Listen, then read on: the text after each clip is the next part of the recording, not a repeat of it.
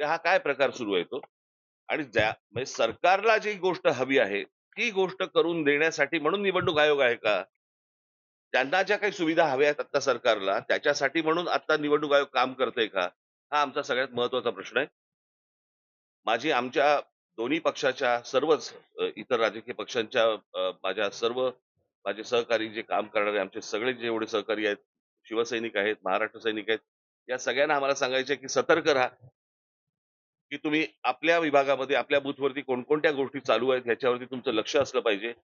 हे आत्ता जे सत्ताधारी पक्ष आहेत, ह्यांचे जे उमेदवार जे लोकांकडे जातायत, त्यांच्यावरती लक्ष ठेवा.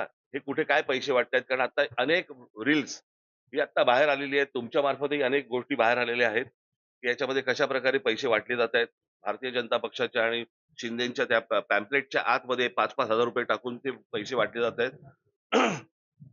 त्यातल्या आनंदाच्या अनेक काही गोष्टी आहेत, की ज्याच्यामध्ये लोकं नाकारतात पण आहेत. ही पण एक आनंदाची गोष्ट आहे.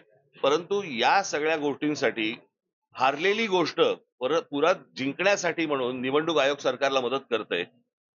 हा आमचा निश्चित आरोप आहे निवडणूक आयोगावरती आणि मला असं वाटतं, की जनतेने आणि शिवसेना आणि महाराष्ट्र नवनिर्माण सेनेच्या पक्षातल्या सर्व आमच्या सहकाऱ्यांना महाराष्ट्र सैनिकांनी आणि शिवसैनिकांनी सतर्क राहावं एवढंच फक्त सांगण्यासाठी आज तुमच्यासमोर आलो.